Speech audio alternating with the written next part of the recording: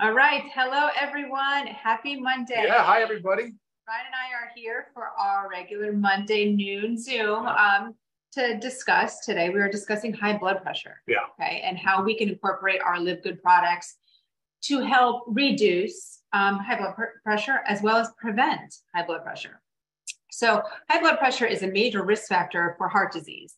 And one person dies every 33 seconds of heart disease. So About this 2 is, minutes. yeah, this is a big deal. Yeah. Over 30% of the world's population has high blood pressure, Mm-hmm. and high blood pressure is considered the #1 modifiable risk factor for heart disease. That means we can change this, guys.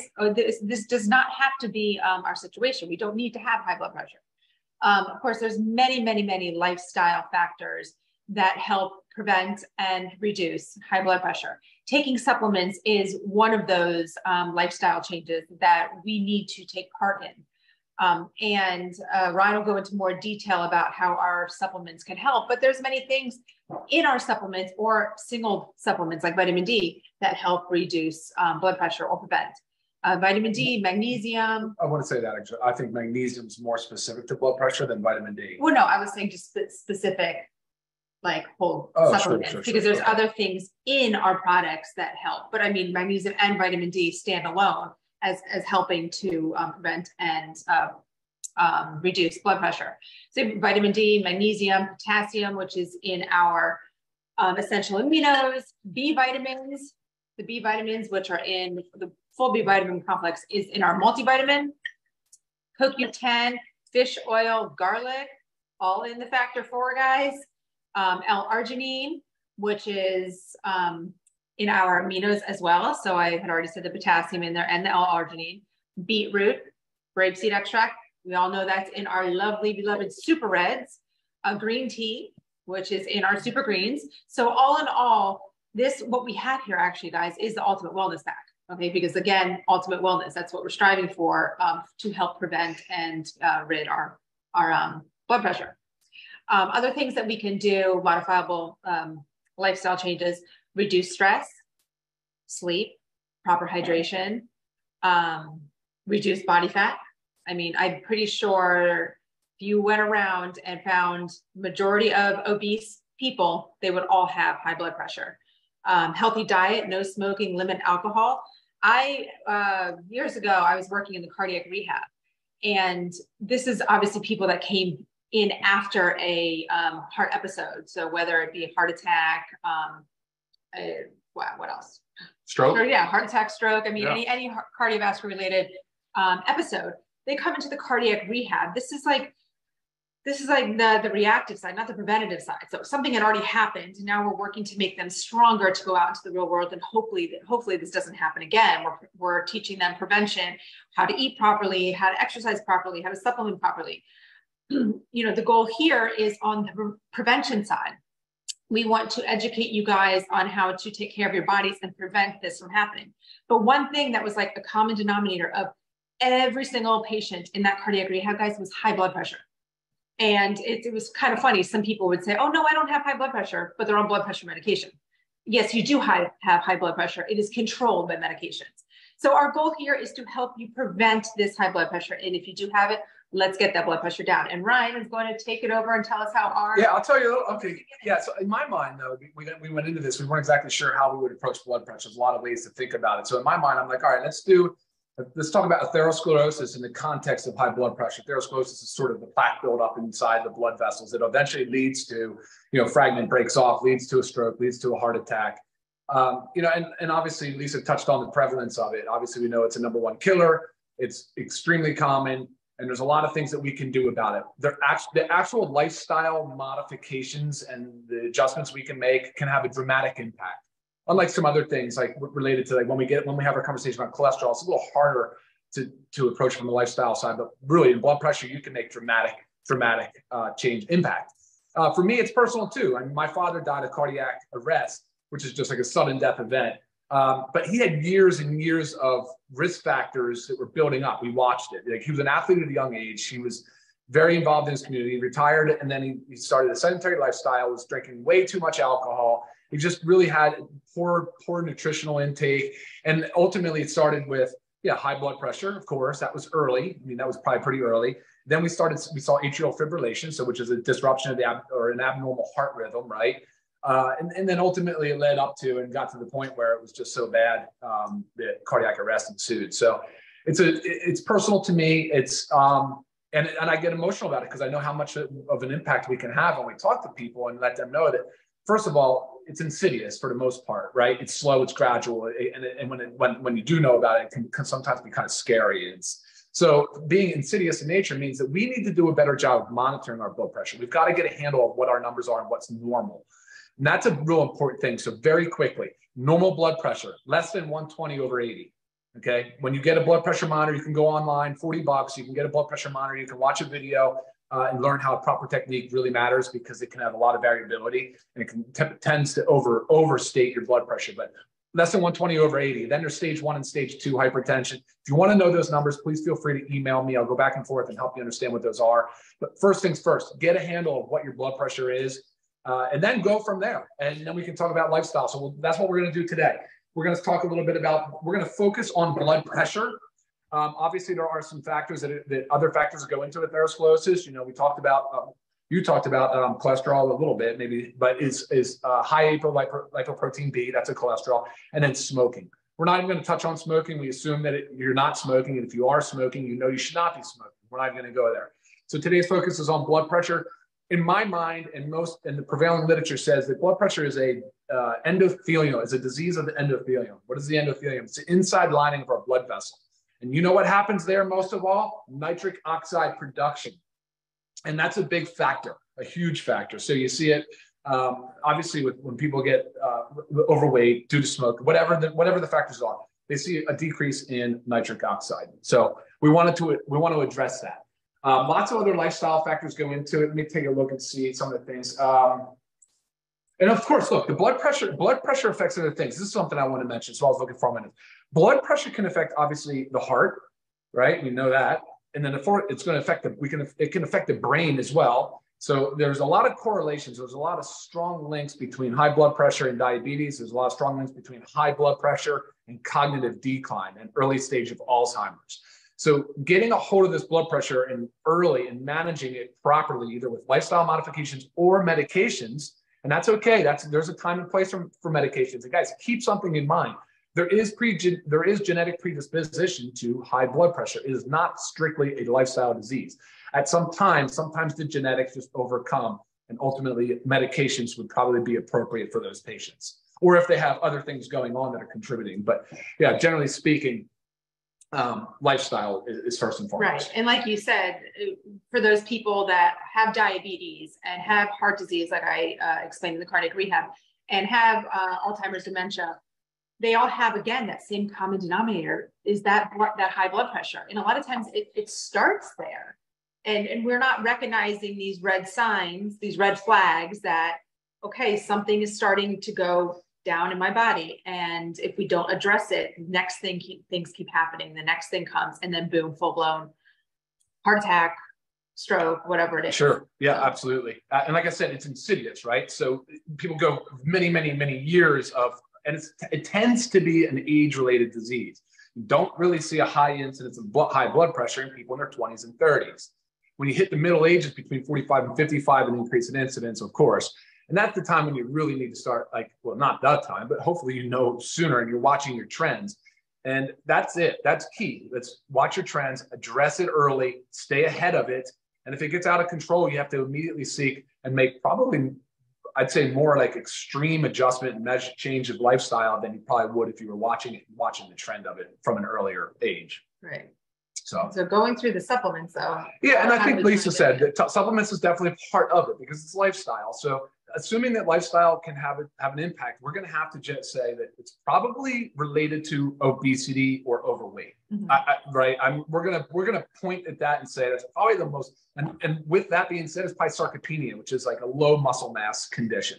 So the way we were approaching it is thinking, okay, let's address nutrient deficiencies. Let's assume people are overweight or obese, because just in the United States of America, we're talking about like almost 3/4, right? Almost 75% of the population is either overweight or obese. I mean, so definitely addressing weight is part of that. And we've done a different Zoom on healthy weight loss and healthy weight management. But addressing nutrient deficiencies, that's why you'll see the foundation as part of this. So you'll have a men's multivitamin and a women's multivitamin. There's the B vitamins that can adjust the microvascular, small blood vessels, and things that can help the kidney as well. I mean, when you talk about the kidney, it's a huge job. I mean, it really does filter a lot of your blood volume. It's crazy the job the kidney performs in such a small gland. And then, of course, we have magnesium. And we know magnesium is involved in blood pressure. It's used in the hospital setting for women that are pregnant and have high blood pressure, preeclampsia.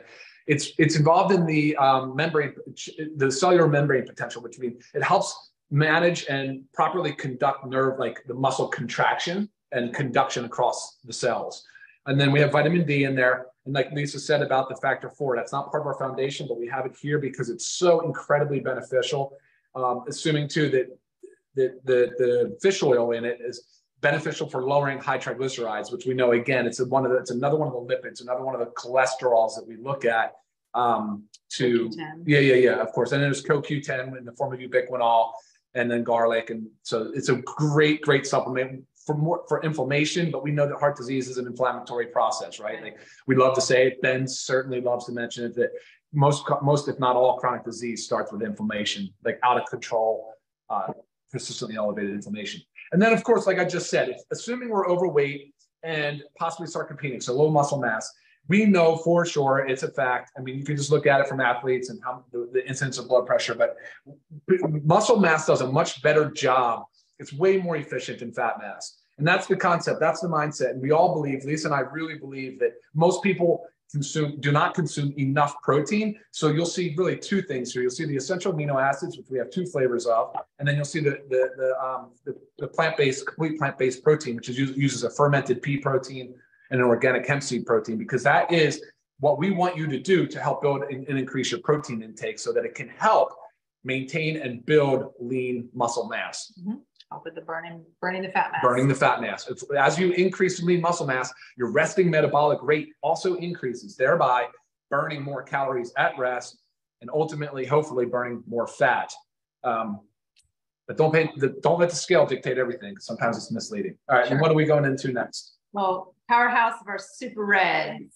Okay, yeah, of course. So like I mentioned earlier, we know that smoking is a huge risk factor. And why is that? Because it damages the endothelium. Well, over time, high blood pressure also damages the endothelium. And what we're seeing is that when that damage occurs, then you're not making as much nitric oxide. So nitric oxide is the signaling molecule that causes your blood vessels to open up. It basically causes them to dilate, which allows the blood pressure to lower and the blood to flow more freely. So in here is packed with dietary nitrates. Those dietary nitrates are the basis of other pharmaceutical options. Like they use nitroglycerin for people that have angina or chest pain. They have nitroglycerin, or they have nitrate-based blood pressure medication. It works on the nitric oxide pathway. As a matter of fact, Viagra was developed originally trying to study it for blood pressure, and realized that obviously they're having prolonged or sexual side effects that they developed it for. But either way, it works on the nitrate pathway. So when you put in here beetroot, you have, and by the way, it's all USDA certified organic. USDA certified organic beetroot, grapeseed extract, aronia berry, hawthorn berry. I mean, loaded with dietary nitrates, which have been shown to be very beneficial in formulated in in the nitric oxide pathway. So yes, that's a good thing. Yeah, awesome heart healthy supplement, and this can be taken more than one time a day as well. So yeah, I get that question a lot. No, I'm actually drinking it right now, and it's delicious. I mean, I drink it by itself. There's no need to. I mean, I don't think there is a need to blend it in a smoothie, but a lot of people do. Sure. All right, and then we had the super greens, the organic USDA certified organic super greens. This goes a lot. These both go along the lines of loading the body with antioxidants, because again, going back to another discussion we had, I think it was on the Super Reds when we really got into the detail about what reactive oxygen species are. Those are the free radicals. Those are the things that antioxidants are gobbling up. You don't want a lot of free radicals. Free radicals, like as an example, what happened if you say, didn't get enough sleep. Say you're out and just got a lot of sunburn, or you were up late and consuming too much alcohol. A lot of these insults can cause a lot of free exercise, actually, believe it or not, can do it too, but a lot of free radicals. We just don't want those in our body. That can be the beginning of the cascade of inflammation inside the arteries and the blood vessels. So loaded with antioxidants. In the greens, nutrient density is what we were going for. There's superfoods in here, and superfood is a whatever term, but just describes the fact that these are having this abnormally high amount of nutrients. And then the green tea. And the green tea, yep, the green tea, yep, absolutely. So there's a lot of really beneficial. There's ashwagandha in here, and there's a lot of really, really beneficial ingredients. Yeah, I love the super greens. I mix this also by myself, just by itself in water. So kind of that's sort of the premise. Now, we're assuming that you need antioxidants to help balance out any reactive oxygen species. You want to build lean muscle mass and replace that fat mass with lean muscle mass. And then, of course, you need to cover your foundation, your nutrient base, like I call your insurance policy. So good way to approach it. There's going to be more things that will probably add to this as time goes on. This is mostly considered the ultimate wellness pack. Right. Right. Okay. Yeah. Okay. It is. Besides, you can have the addition of coffee. Yeah. Yeah. And like you said, there'll be other things that are going to go into our ultimate wellness pack, but you'll hear, or I get questions a lot via email. And I commonly say the ultimate wellness pack. What do you recommend for this? The ultimate wellness pack. And I explain why, but really, because this is about health and wellness, guys. This is about prevention. These are the things that all of our bodies need to help ourselves stay healthy or get healthy and stay healthy. So if I had to seriously pick literally just focused on heart health and blood pressure, I'd probably go Factor 4, Mag, and Super Reds. I mean, if I were literally just to say like those three. Right. But as a package, I agree. Absolutely. That's why we put it up here. Yeah. All right, let's take a few questions, Lise. Can you tap on that and see what? Sorry if it shot, moved the screen. Yeah, there's lifestyle stuff. We didn't touch on sleep. We didn't touch on exercise. It's definitely for another time. Yeah, we will cover all this stuff, but one topic for a Monday. But those things, sleep, anxiety, and all that does contribute to high blood pressure, low blood pressure. Yeah, low blood pressure you typically see with people that are on medication, right? If they start med with too high of a dose of something, right? That brings up another point. Like when you make it to that stage where you go on medication, some docs will start you on too high of a dose. And if you get that, like say orthostatic hypotension, or there's another phrase for it too. But yeah, you got to monitor your blood pressure. If you're seeing numbers too low and you're feeling that faintness and that dizziness and lightheadedness, then yes, you're probably over medicated. Or if you're not on medication and just have low blood pressure. Yeah, then look, at what stage does that become an issue? Hydrate, electrolytes. Yeah. That can always help. And if you don't feel bad, then it's not really a concern. It's more having low blood pressure where you can more low blood pressure, excuse me, where you can. Sorry, I'm trying to talk and read at the same time. Yeah. Okay. But with medication too, I'll mention this and then I'll let you all go.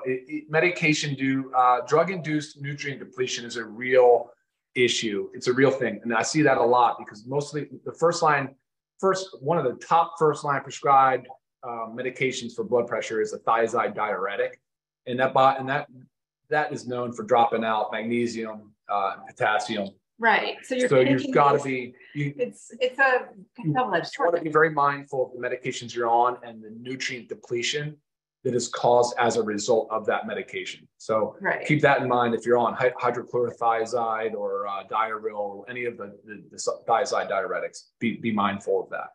Right. So. And it's, obviously stay on your medications per your doctor's order, but we've had several customers send testimonials about their blood pressure going down and down and down, and the medications being decreased, and the end goal is, guys, getting off the medication. Maybe you get there. Yeah. So, and if not, at least you can lower the dose and manage your blood pressure very tightly. But guys, reminder, this is so important. Measure your blood pressure at home.